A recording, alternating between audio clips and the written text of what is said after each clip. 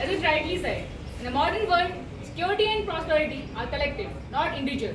This forms the foundation for one of the most significant organization in Asia.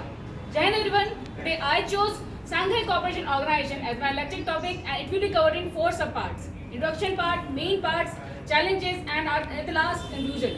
To start with the introduction, Shanghai Cooperation Organization is the regional intergovernmental organization which was founded on 2001 in Beijing, China, with the founding member Russia, China, Kyrgyzstan, Tajikistan, and Uzbekistan.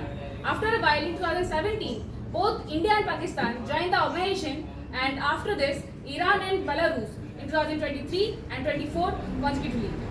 This makes the world's most largest populated organization, and the headquarters of this located in Beijing, China. The official language are Russian and Mandarin.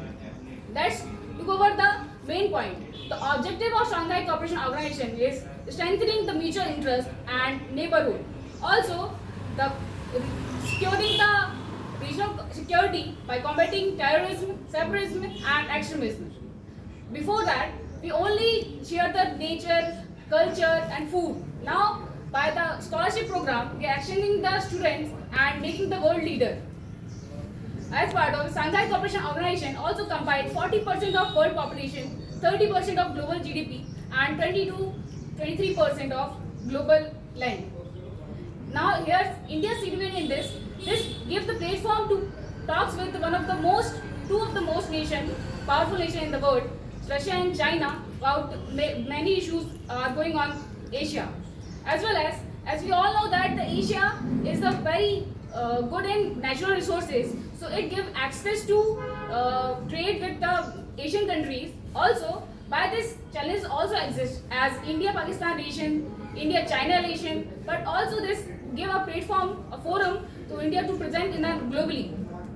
In a recent summit in Tianjin, China, the landmark moment happened when the SCO has adopted the vision of one Earth, one family, one future.